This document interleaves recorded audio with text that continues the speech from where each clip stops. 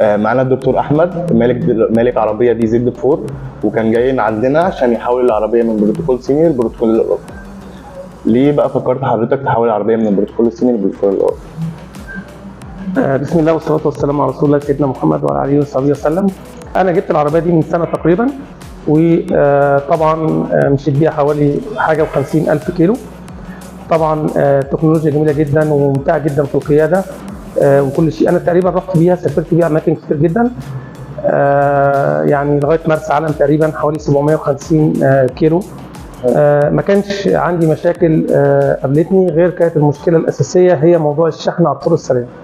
موضوع ان اروح اسكندريه، اروح العلمين، اروح الحاجات دي كلها ما كانش في مشكله مقابلاني، لان هي العربيه بتوديك وكويس بالنسبه للرينج بتاعي اللي عندي. اوكي.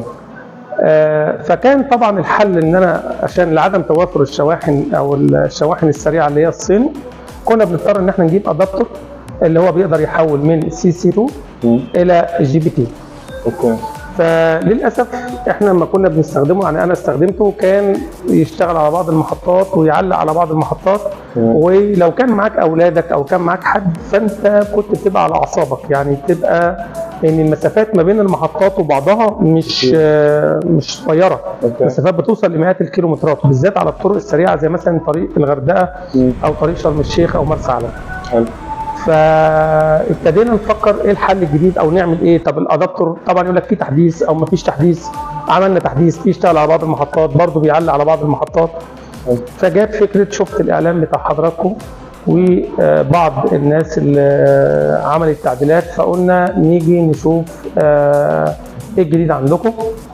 بصراحه استمعت لكم. انا يمكن فنيا كويس شويه، مش هقول شاطر قوي، انا استاذ كليه هندسه، ليا في التكنولوجي شويه، فلقيت يعني الفكره عندكم طريقه التحويل طريقه جيده جدا. مفيش ان انا هلعب في الاساسيات بتاع العربيه او اي شيء خالص. التعديل بتاعنا كله عباره عن كنترول والبلاجه بتاعت CC2، ومفيش اي تعديل داخلي او سوفت وير في العربيه. فابتدينا ان احنا جربنا ركبنا الحاجه بدون تعديلات.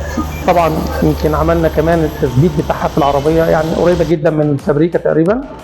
وانتوا قمتوا طبعا يعني متشكرين، عملتوا تجارب في المحطات كلها يعني كويسه، وانا برضو خرجت وعملت تجربه في محطه، وان شاء الله انا مسافر بيها بكره وعلى طريق اسكندريه، وهقدر ان انا اعمل تيست على كل المحطات اللي هتقابلني، وان شاء الله تكون تجربه ناجحه يعني ان شاء الله. ان شاء الله. واتمنى دايما يعني الدعم منكم. انا اهم حاجه لقيته هنا بصراحه يعني القبول بتاعكم مقبول جدا جدا جدا. شكرا لحضرتك جدا يا باشمهندس.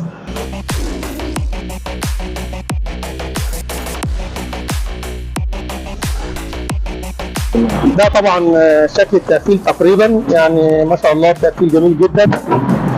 يعني دي الكابلات بتاع الهاي، برضو احنا ما فيش اي حاجه داخليه خالص.